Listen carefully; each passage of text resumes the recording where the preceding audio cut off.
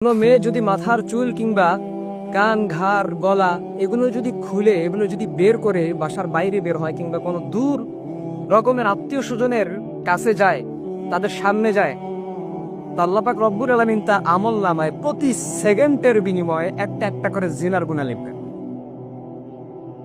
আবার তার স্বামী যে হবে, তার পিতা যে হবে, যারা তার শাসনমূলক তাদের কর্তা হিসাবে তার কর্তা হিসাবে থাকবে, তারাও যদি তাকে বাধা প্রদান না করে তো তাদের আমল নামায় এরকম গুনাহ লেখা থাকবে। পক্ষান্তরে আপনি যদি দেখেন কোনো মেয়ে যদি কিংবা কোনো নারী যদি, মানুষ আসছে আপনার বাসায়, আত্মীয় স্বজনরা আসছে, কিন্তু আপনার স্ত্রী কিংবা আপনার মেয়ে খুব সুন্দর করে, আপনার মা খুব সুন্দর করে বোরকা পরে তড়িৎ গতিতে কাজগুলো সেরে নিচ্ছে, কাউকে দেখতে দিচ্ছে না, তো আল্লাহ পাক রব্বুল আলামিন আপনার ওই নারীর আমল নামায় কিংবা ওই মেয়ের আমল নামায়, ওই মায়ের আমল নামায় আল্লাহ পাক প্রতি সেকেন্ডে ফরজ ইবাদতের সওয়াব আল্লাহ পাক লিখবেন। এখন আপনি ডিসাইড করেন যে জান্নাত লাভের জন্য, মুমিনের টার্গেট যে জান্নাত, এই জান্নাত লাভের জন্য আপনার কি করা উচিত। আপনি কি পর্দা করবেন না পরপুরুষের মনোরঞ্জন করবেন?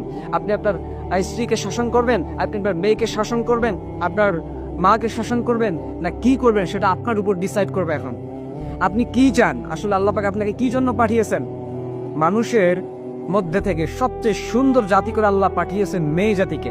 এখন তার সৌন্দর্যটা যদি আপনি দুনিয়ার মধ্যে বৃদ্ধি করে দেখান, আপনি বাবা হিসাবে আপনার কি শরম লজ্জা করে না?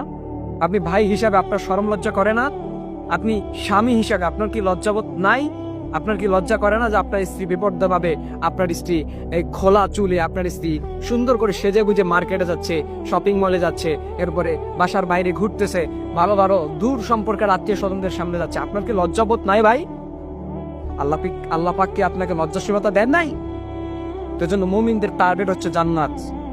নারীরা তোমরা যখন দ্বীনের পথে থাকবা, ইসলামের পথে থাকবা, তো আল্লাহ পাক বলছেন ফরজ ইবাদতের সব তোমার আমল নামায় লেখা হোক।